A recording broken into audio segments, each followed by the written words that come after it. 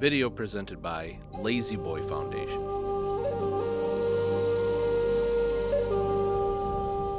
Wyandotte Nation.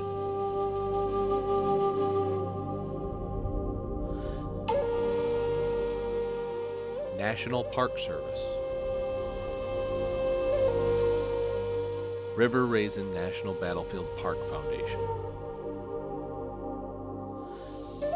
Kweo mataru te hanya dute jatsi wandatndi hati ngaya wish hayawane runo aye tarute inyo marihute sayin yestandi. ArahŠuÚ. I worked 27 years as a professional firefighter. I worked on my days off for a boot and shoe maker here in the area.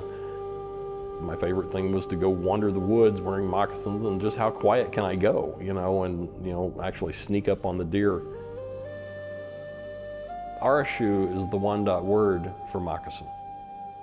Even our messengers were referred to as ArahŠuÚ, as moccasins. That was the word for the runners because they wore moccasins, and when they sent messages for important events are coming up or a chief has passed or we're doing anything, they would send the ArahŠuÚ out to the different villages to make sure everybody got the word. It's a very huge part of our culture. We were never a horse culture, ever. We used the waterways with canoes and also, with our feet. That's how we got places. Primarily made out of buckskin. The moccasins, they're lightweight. If they get wet, they dry quickly. They were our primary mode of transportation and to protect your feet from the rocks and the briars and things that you might come across. But they do not have hard soles like the Western tribes would have. They're very distinctly Eastern woodland.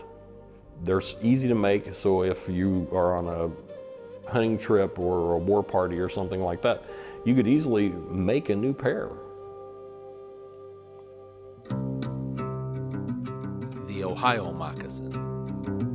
The Wyandotte word for Ohio is ArahŠuÚ. ArahŠuÚ, Ohio. For the ArahŠuÚ, you will need an awl, and then you need scissors, to go and cut out, your lace. To cut out that thong, you just take a circle of leather and cut it in a spiral, and then once it's cut, you just pull it really firmly and it'll straighten right out. And so that gives you your thong. You also need scissors to cut out your pattern as well as your leather. After that, it really is you're down to a needle. You'd want to make sure you had a really nice hide that didn't have any defects in it. The moccasin that I made for the video is made out of commercial leather. Brain tan's very labor intensive, and it's kind of, to us, it's a valuable commodity because it takes so long to make.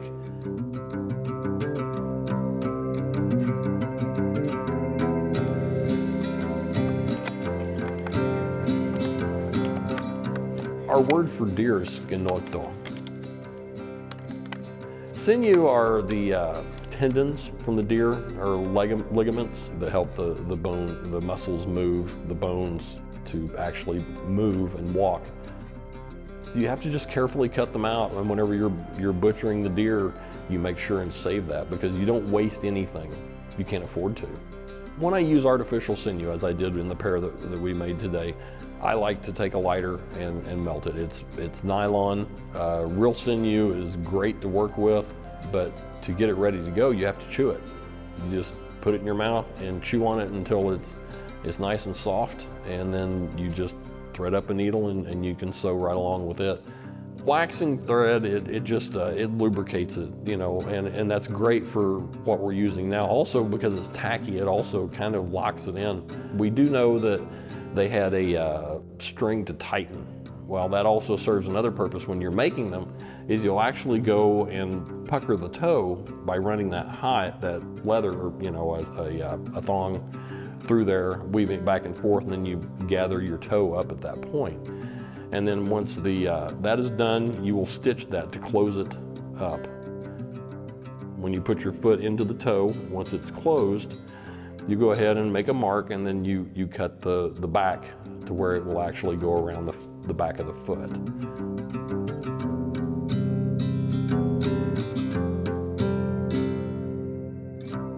Chris Houk making a moccasin.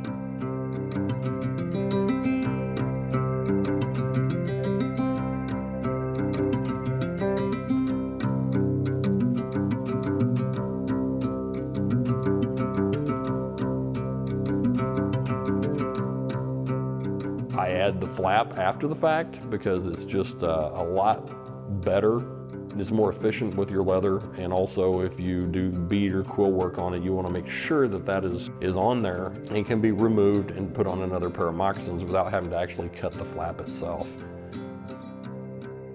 Different moccasins were made different ways for different weather. I mean, some of them, the flaps would be really long so you could wrap them up around your legs, or they might be lined. Sometimes they'd put a moss in there, or even an animal fur, a rabbit or so forth, just to create some warmth. They do get wet, but the process of when you make a brain tanned hide, after you're done tanning it, you actually have to smoke it. And that smoke puts those carbon particles up into the fibers so they don't stick together and become hard once again, because they would get almost like rawhide again. But the smoke keeps those fibers separated and keeps them pliable. Usually all clothing, moccasins, things like that were made by the women for their family. And everybody made different moccasins different ways. You learned from your mother or grandmother or even elders. They would teach you the ladies how to do this, and the girls, and they would be raised up in these skills.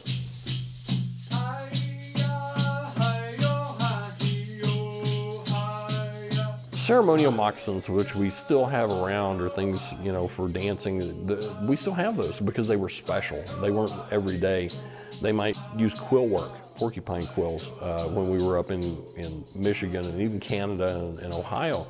But here in Oklahoma, we just don't have that. So basically, at the point of when we were in Kansas and then Oklahoma, we started beading using glass beads, which still to this day, we have some excellent beaders here in Wyandotte Nation. And they actually go and they will bead their moccasins as opposed to the porcupine quills. You see references of the Wyandotte, they dance all the time. I mean, the Jesuits made references to them, playing their drums and doing what they called hitting the bark, which was some of the early rattles were made out of bark. So that's the kind of thing you would have the fancy moccasins for. But a lot of the everyday moccasins, they didn't have any of that. Like the pair I made are ready to go, on a hunting trip or a war party, because you didn't need all the extras. There's a lot of extra work. Whereas just making a pair to get you by and to use daily, that works perfectly well. But the pucker toe was a predominant one for the Great Lakes tribes in the eastern woodlands. We know for a fact those with those strings like in the toe, that those are our Ohio style. Even later on with that style of moccasin, the pucker toe for the Wyandotte, they may not have had the strings in there, but they would even create stitching along that represented where those strings came out. Moccasins today. Usually moccasins today are used for ceremonial purposes. We'll wear them for that or for dances. People do wear them for comfort. They're nice, especially around the house, because they're soft, and they fit very much like socks, our particular style. So, but yeah, ceremonially is mostly when people that don't wear them daily, that's usually when they're worn. Native technology is not something that's locked away in history and is inaccessible. Native technology is all about problem solving. It's about understanding you have a need for different things. Once you understand a little bit more about us, why we use the things we used, why did we have the moccasin? Well, it was practical, it was something that was durable. People moved across America, even the westward expansion, even as devastating as it was to the natives, that was facilitated by Native American technology and by their goods, things that the Europeans had no concept of. But the moccasin played a huge role in all of that. moccasins are the basis of who we are. You know, it's how we got around. It's how we went all these different places. They make me feel connected to my ancestors. You know, to go where they did, the way they did. When we sit and we sing our songs and our music, and we wear our moccasins, and you know, or just dancing in them, it makes you really feel part of your history. Your moccasins, they're going to take you places. ArahШhū.